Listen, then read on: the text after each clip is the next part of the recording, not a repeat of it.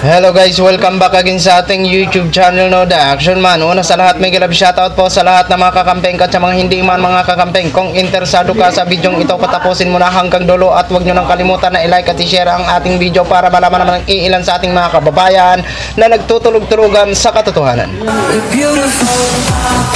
So muli naman nagbabalik ang nag-iisa nyong host na si The Action Man para magbigyan ng komentaryo at reaction sa mga mainit ng issue ng bayan. So ito mga ka-action, mga kakamping, no, may gusto lang po ako na i-share sa inyo ang pagdadalamhati ng Isiminay. Ay, sorry po, hindi pala pagdadalamhati, sorry. Ang pagputok botsi ng isang expert franchise lawyer daw na si Soplico. At naniniwala pa rin sila na hindi lumabag daw ang SMNI sa franchise law nila. Dahil siya daw ay isang expert. Pero bakit hindi umubra ang iyong mga paliwanag sa Kongreso kung talaga bang walang paglabag ang nasabing network ng SMNI ni Kibuloc?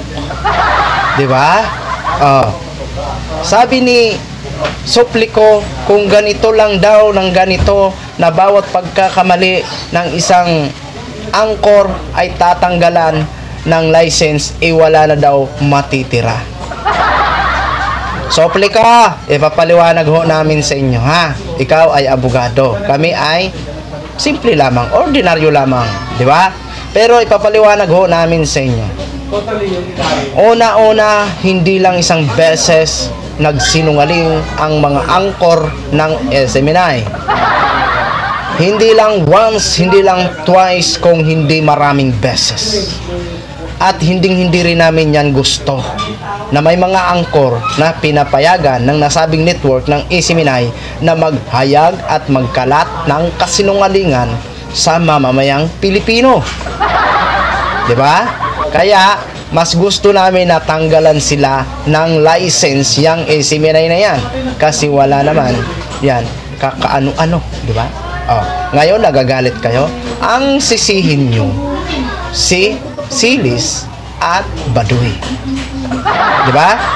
At maliban dyan, siyempre ang pagpalit ng may-ari na hindi kayo dumaan sa magandang proseso o hindi kayo nagpaalam sa Kongreso. Diba?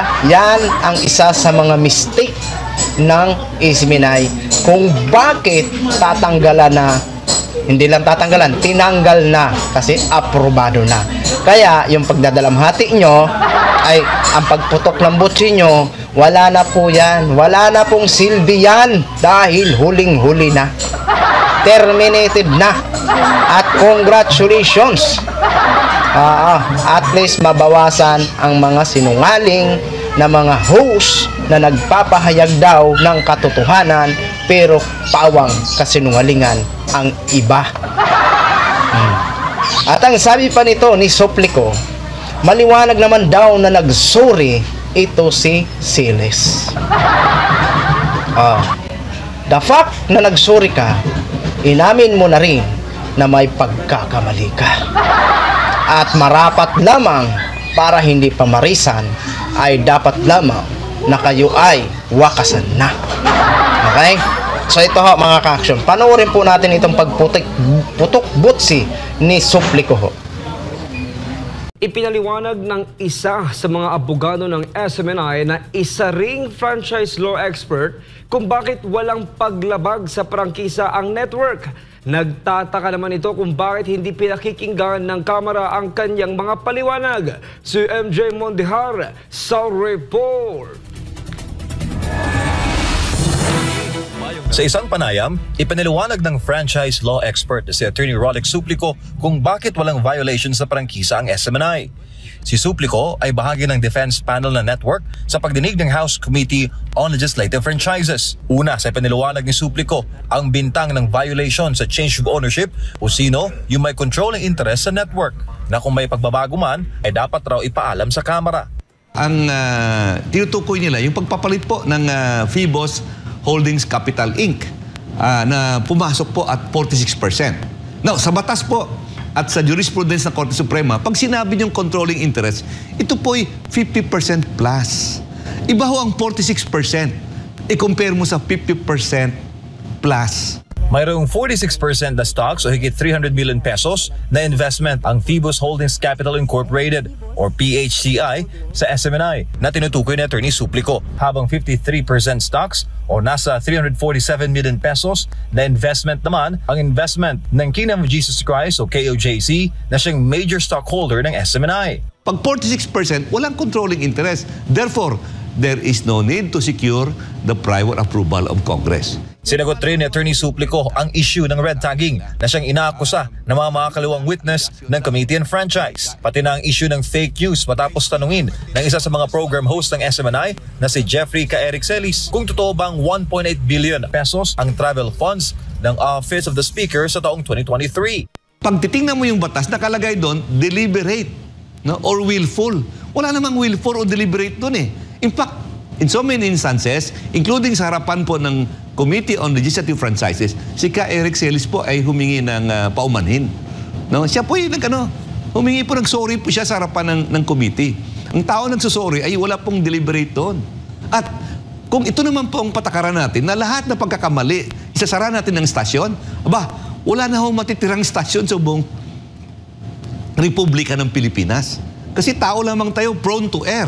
Pinaliwanag rin ito ang ipinipilit na dispersal of ownership violation ng network. Batay sa franchise law ng SMNI o Republic Act 11253, required ang network na magbenta ng at least 30% ng outstanding stocks nito sa mamamayang Pilipino. At malinaw na walang required timeline dyan ang SMNI, lalo pat sa 2044 pa, mapapaso ang franchise nito. Ngayon, nagkamali bang Kongreso? Hindi ko po alam ha. Kung nagkamali man sila, sa batas po yun eh. Walang timetable po o timeline doon sa batas na 5 years. Ang prangkisa po ng SMNI na aprubahan lang po noong 2019. 4 na taon pa lamang o 5 taon pa lamang in existence. So meron ka pang 20 years to fulfill it. Pero bakit mo titingnan, bakit ka magfulfill na wala namang limitasyon? Walang timeline.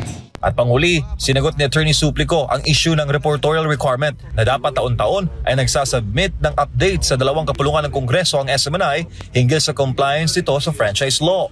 Sa unang hearing pa lamang, umamin na ang committee secretary na nagsubmit ang SMNI ng kanyang reportorial requirements. At ang nagkasunod po ng provision doon, nakalagay doon ng failure. Ang ang penalty, 500 pesos per working day lamang. Hindi revocation.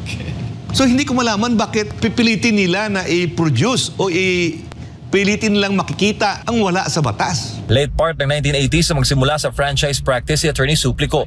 Pero ngayon lang daw ito nakakita ng ganitong panggigipit sa Kongreso. At kahit nung panahon na nagsilbi itong congressman ng Iloilo ng 3 termino o 9 na taon, wala raw katulad ang partiality sa SMNI franchise hearing ngayong 19th Congress. Ngayon magkakaroon ng hearing sa Senado hinggil sa indefinite suspension ng SMNI mula naman sa National Telecommunications Commission o NTC. Excited ang veteranong abogado dahil haharap daw ito sa isang hearing na hindi fishing expedition. So yun na ho mga ka-aksyon, mga kakamping klo, napakinggan na po natin ang pagdadalamhati ni Suplico o pagputok botsi ni Suplico. Ang tindi mong dumaldal dyan pag nasa estasyon ka. Pero pag nasa pandinig ka, halos hindi ka na makasagot. Bakit hindi umubra? Naniniwala ka pa rin na walang paglabag ang SMNI? Kahit na tinirminate na o binawi na ang nasabing franchise? Kahit anong ingay mo dyan, Suplico, wala ka nang magagawa. Diba? Dumakdak ka pa dyan ng dumakdak, wala nang makikinig sa'yo. Dahil ang nasabing parihong komite ay aprobado na ang pagbawi ng franchise niya. Tiyak magagalit sa inyo si Kibuloy kasi lawyer ka ni Kibuloy, hindi mo malang kaya ipagtanggol. Di ba? At dyan naman sa kay Badoy at Chiles, magsarili na lang kayong YouTube channel para kumita naman kayo. Di ba? Bagay yan sa inyo nang sa ganon mabawasan yung mga network na nagsisinungaling. Di ba? Huwag nyo nang ipaglaban yan, nasabi nyo katotohanan. Sus, naku po. Di ba? Katotohanan ba yung natatanggalan kayo ng ng franchise dahil sa mga kasinungalingan. Deserve nyo po yan. Deserve nyo po yan. Ako din po ay nagko-congrats sa inyo. Salamat naman. At umaksyon ang Kongreso na walang kinakatakutan at binawi na ang inyong franchise. Goodbye, Isiminay. Okay? So yun lang ho, mga ka-action, mga kagamping, gin-share ko lang ho sa inyo. Maraming salamat po sa ating mga viewers, Luzon, Visayas, at Mindanao, all over the world. Ako po, ang inyong lingkod, si The Action Man. Have a good day, everyone. Beautiful.